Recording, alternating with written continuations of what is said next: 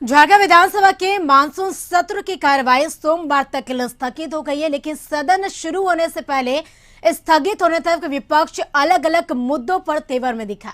जातीय जनगणना हो या फिर नियुक्ति की मांग या नियोजन नीति पर सत्ता पक्ष विपक्ष के बीच आरोपों की राजनीति हुई है। चुनाव का ये हिस्सा हो सकता है, जातीय जनगणना हो जाए, अच्छी बात है, सबको जानकारी मिल जाएगी कि किस जाति के लोग कितने हैं। इसमें कहीं किसी को इतराज नहीं होना चाहिए।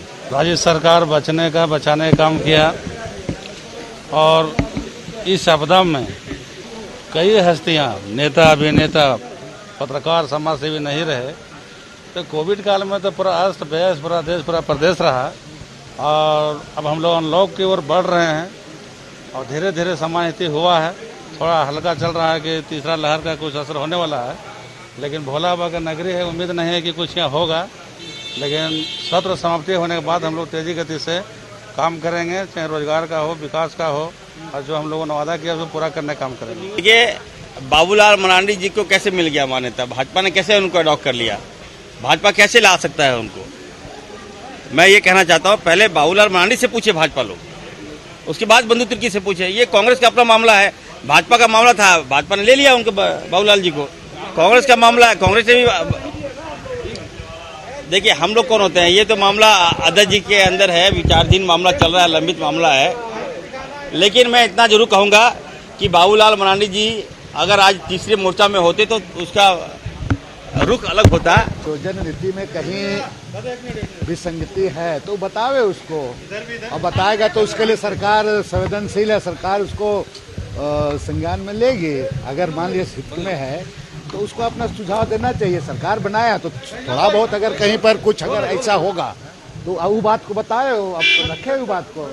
सरकार उसको ध्यान नहीं देगी तब ना उसको एक विरोध करने का कोई जगह मिलेगा। तो अधिक जानकारी के लिए हमारे झारखंड न्यूज कोऑर्डिनेटर मनोज जी हमारे साथ जुड़ चुके हैं लाइव चैट पे। तो ज्यादा जानकारी के पास चलेंगे उनके पास। तो मनोज जी जानना चाहेंगे, क्योंकि आज झारखंड विधानसभा के मानसून सत्र की शुरुआत हो गई है और कार्रवाई सोमवार तक के लिए स्थगित कर दी गई है। तो जानना चाहेंगे, पहले दिन किस तरह का माहौल वहां पर देखने को मिला, सदन के अंदर और सदन के बाहर?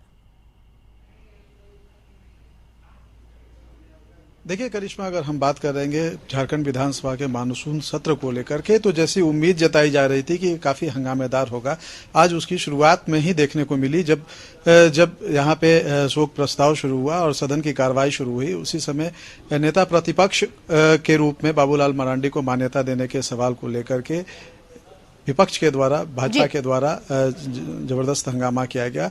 हालांकि इसको लेकर के अगर हम बात करेंगे तो उसी हंगामे के बीच में शोक प्रस्ताव पढ़ाया गया और कोरोना काल में जो लोग दिवंगत हुए हैं उनके लिए श्रद्धांजलि दी गई। और इस श्रद्धांजलि के बीच में ही जो माले के विधायक हैं विनोद सिंह, उन्होंने कहा कि यह श्रद्धांजलि तभी सच्ची होगी जब मृत लोगों के परिजनों को मुआवजा और जो सरकार के द्वारा जो घोषणा की गई वो सारी चीजें मिले। तो आज पहले दिन जो है विपक्ष जो है अपने तेवर में नजर आया और हंगामे से ही इसकी शुरुआत हुई है। हालांकि सोमवार 11 बजे तक के लिए विधानसभा की कार्रवाई को स्थगित कर दिया गया है। अब सोमवार को जो है 11 बजे के से शुरू होगी फिर विधानसभा की कार्रवाई। लेकिन जिस तरीके से आज विपक्ष का तेवर था और जो सत्ता पक्ष जो है वो अपनी बात कह रहा था, उनका सत्ता पक्ष का ये आरोप था कि विपक्ष से सदन की कार्रवाई चलने नहीं दे रही है। जिस तरीके से शोक प्रस्ताव होता है, एक परंपरा चली आ रही है और मृत आत्माओं की शांति के लिए ये किया जाता है, तो इसे शांतिपूर्ण हो जाने दे, उसके बाद फिर जो भी बातें आएंगी सामने उस पर चर्चा होगी। लेकिन विपक्ष इस बात को मानने को तैयार नहीं था और विपक्ष ने शुरुआत में ही हंगामा शुरू कर दिया नेता प्रतिपक्ष के रूप में बाबूलाल मरांडी को मान्यता देने के रूप के लिए, क्योंकि उन लोगों का ये कहना था कि जब जेवीएम से अलग होकर के बंधु तिर्की जो है कांग्रेस में गए हैं और उन्हें वहां पे कार्यकारी अध्यक्ष बनाया गया है और इस रूप में उन्हें मान्यता दी गई है, तो नेता प्रतिपक्ष के रूप में बाबूलाल मरांडी को क्यों नहीं मान्यता दी जा सकती है? जी करिश्मा। बिल्कुल मनोज जी, एक बात और जानना चाहेंगे, जिस प्रकार से अगर बात की जाए तो राज्य सरकार की तरफ से सदन के अंदर क्या किन किन प्रस्तावों को लेकर चर्चा की? क्योंकि अगर अभी बात की जाए तो ज्वलंत मुद्दे की, तो जातिगत जनगणना को लेकर पूरे देश में इसकी गूंज है। तो ऐसे में राज्य सरकार की तरफ से सदन के अंदर क्या कुछ प्रस्ताव को लेकर चर्चाएं की गई?